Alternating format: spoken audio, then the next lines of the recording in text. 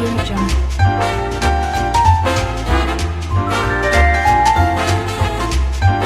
Jungle. Audio Jungle.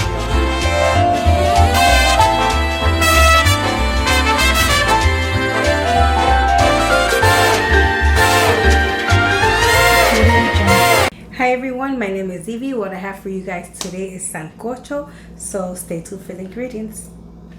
Okay, for the ingredients, I'm gonna have 1.5 pounds of beef stew meat. I'm gonna have a malanga. This is the one that's white and has like little purpley little squigglies in it. I'm gonna have yautía. This is the purple one. There's also a white one.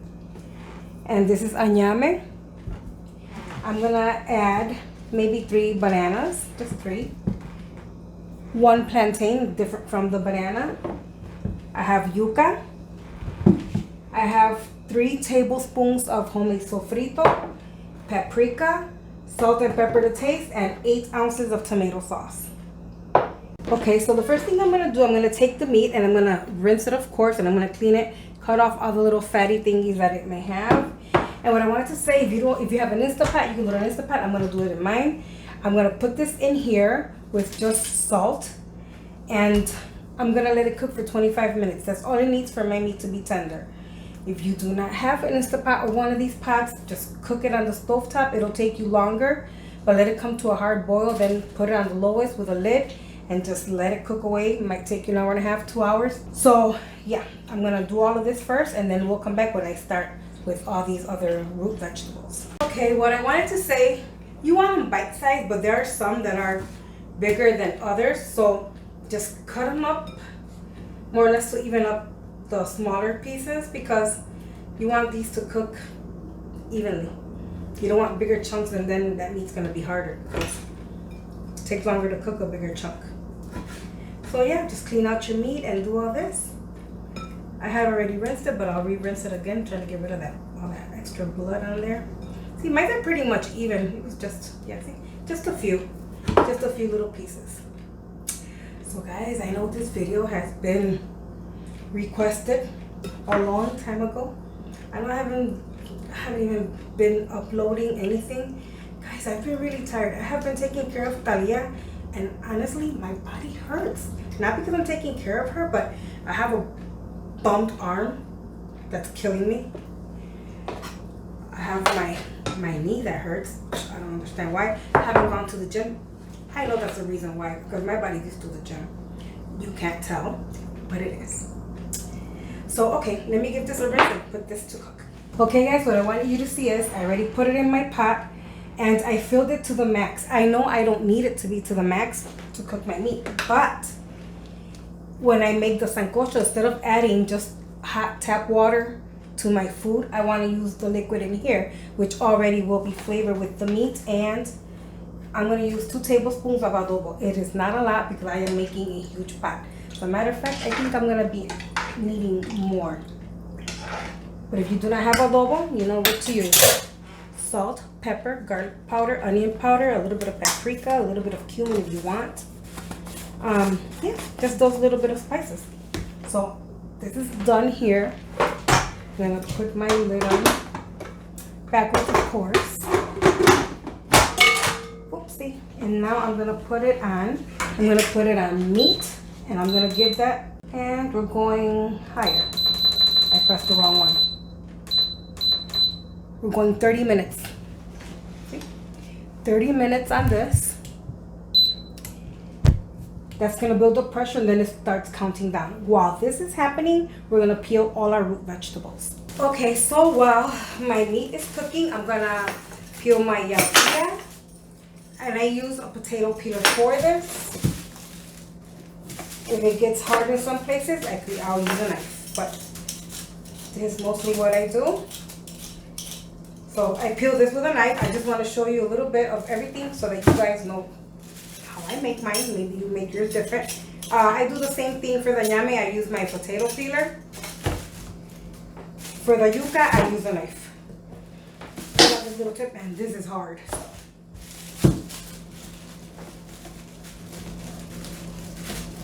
Just cut off your tips, and I usually make a line on here it feels like it has wax on here. And then what you do, you start to peel it away. Be careful, guys. I'm used to cutting stuff like this, but yeah. See? And this is just keep cutting at it, and it just peels right off. Just do that to your cassava or your yuca. That's the best way to do it. If you want, you can cut it in smaller chunks so that it can be easier. And that's exactly what I will be doing. Yeah, because it's easy to peel. You don't need nothing else but. So yeah, do that.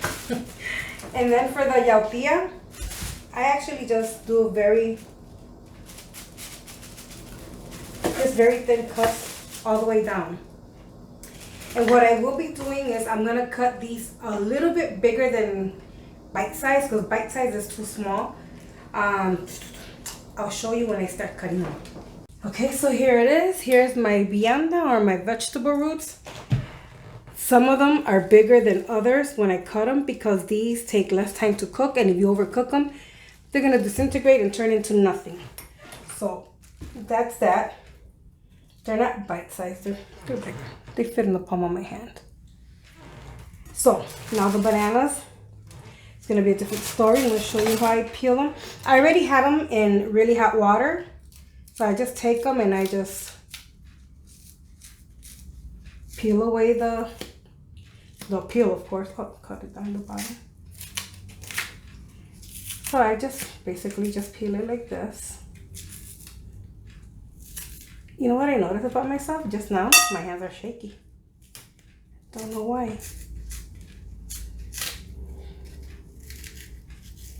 Who knows?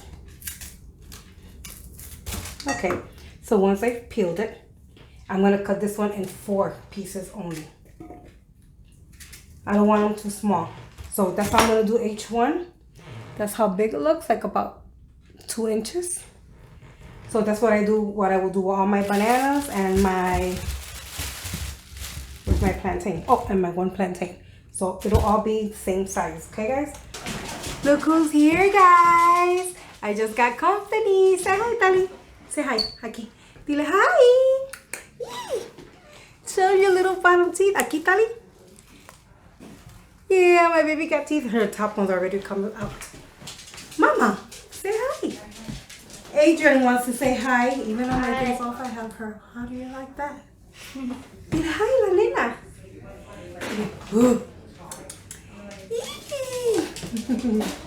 It's your little Aunt Jemima looking at us. She's looking at Millie. Okay, guys, be back later. Okay, guys, so while the meat is cooking, I put it in 2 pots because I don't have a big enough pot until my daughter comes back. She's from work, so I'm gonna use a big caldero. It's tall, it's about as wide as this, just tall. So I'll be able to fit everything in, and this doesn't even have the meat yet. So I'm only gonna put a tablespoon in each one because remember I have 2 tablespoons in the meat. So while that's cooking, this will be cooking also. What I also want to say is you do not want this to get fork tender. You need it to be cooked halfway, because then when we have to throw in our meat with its juices, and it still has to finish cooking with all the sofrito spices and stuff, and it has to thicken up. So remember, you want this at least halfway to 3/4 of the way done. Okay guys, I turned off my stove and I emptied out the water. This is what it looks like. It's 3/4 of the way done. It's not fork tender yet, but I still have to stew it with the meat. What you hear hissing is the machine in the back with the meat releasing the pressure. And now we're gonna make the sauce and stuff to add to our sancocho. Okay, so my meat beat. It released the pressure already. Whew. That's what it looks like. I'm just gonna check if it's tender. And it doesn't have to be fork tender, but it might be. Oh, it is. So what I'm gonna do now, it's full of liquid. So I'm gonna divide this liquid and put it in each one of those pots. Okay, I'm gonna empty it out in here. I know I have different mitts, guys, but oh, be careful not to get burned. And what I'm gonna do now, I'm gonna empty out the rest of the liquid in that one, but I'm gonna put the meat in here. And what I'm gonna do is I'm gonna make just this one pot, and then that's just gonna be extra. So as this starts to empty out when I'm feeding people, because I invited Lisi and Gogi for dinner, I will be adding from this pot to here. So just grab a strainer, any strainer that you have, and start adding your meat. This is so good. I could not make this without giving some to Gogi because this is his thing. I'm just gonna add the rest of the water to this one.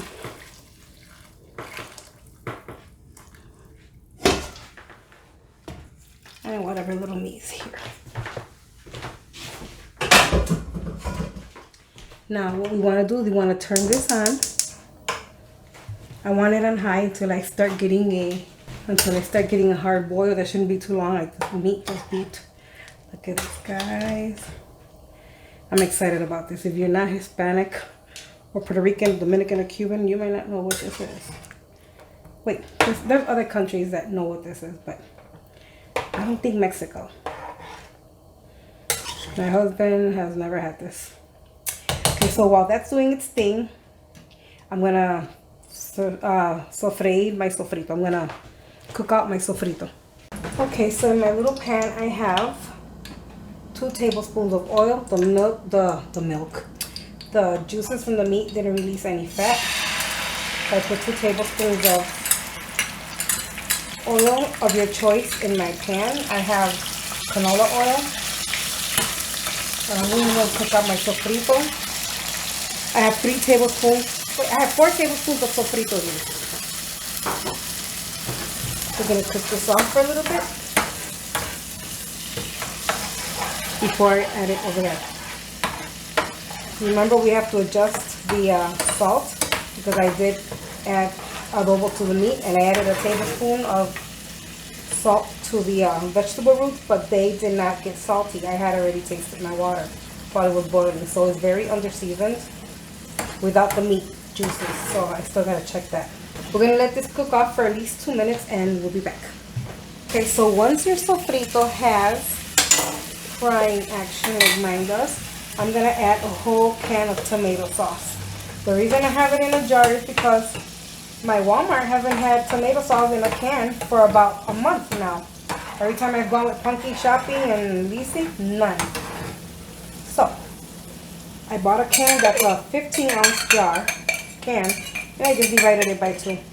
And I know that it's not 8 ounces, but it's 7.5. So that's what we're doing. I want to add pepper to this. As much as the little pepper as you want. If you don't like it, omit it.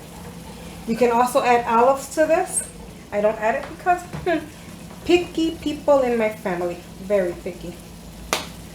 And then paprika, about a tablespoon. That's just for color, guys. If you guys have sazon and want to use sazon, add a packet or 2. Depends on you how much color you like on your food. I added a tablespoon. Let's see if it's going to need more or not. But my house smells delicious, guys. You can smell that red meat. You can smell the vegetable roots and definitely the sofrito. So the sofrito is done. I'm just going to add it in here. Clean off my pan. This is how my mom always taught us how to make our sofrito. To cook it off, you get better flavor. And just be very careful moving this around. I don't think I need any more color in my sofrito, in my anything. Clean this out. And there you go. Now we're gonna let this cook off. Remember, it's not completely cooked yet. We're just gonna let it finish cooking off. Wow, I can't even speak today. And we're gonna let it thicken up. A lot of people leave their sancocho like this where it's really runny. I do not like my sofrito like that at all. I need it to be saucy, you know what I mean? So let me clean up while this is happening. Okay, so since it's been cooking for a little bit, well, not much, I just finished putting in the sauce. We're gonna taste it because we want it to be good and flavorful and have enough salt. Definitely lacking.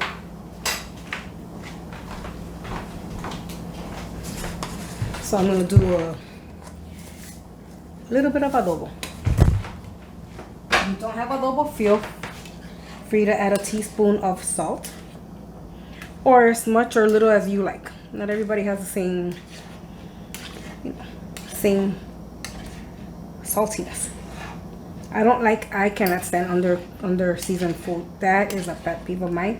I'd rather not eat because it's like eating nothing to me. So I'm gonna taste this again.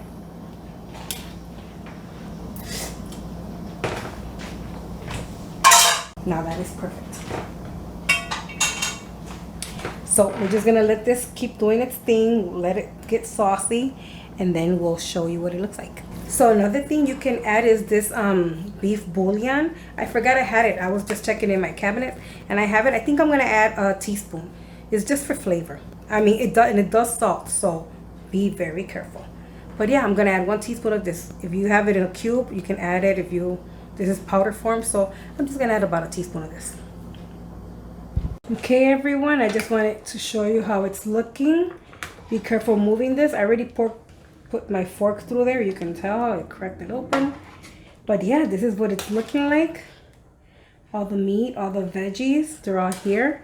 So I'm just gonna let this thicken up for another maybe 5-7 minutes, and we'll go to the plating. Okay, everyone, so my sancocho is done. I have a little bit of everything. Let me bring it down. I have a little bit of everything. I have meat. I'm not a big meat eater, but that's the beef meat. See, it has texture. It's nice and thickish. You have a little bit of all your little root vegetables. And the best way to serve this is with sides of avocado. You're supposed to have a little bit of white rice on the side. I didn't make it. It's too early to make the rice because I'm having company over today. But remember this, half a cup of rice in a nice little bowl and avocado. This is the perfect combo. So perfect for these cold winter days that are coming. Let's give it a taste. Let me put a piece of avocado here. I like my avocado inside the sancocho. Taste it like this.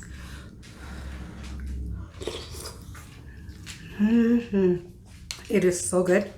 It is delicious. Super hot, but so good. So guys, if you like this video, don't forget to give it a thumbs up. Don't forget to like, share, and subscribe. If you're new to my channel, welcome to my channel, and thank you so much for subscribing.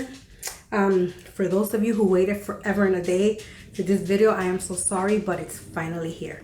So thank you guys for watching. God bless you, and stay tuned for more, but I don't know when.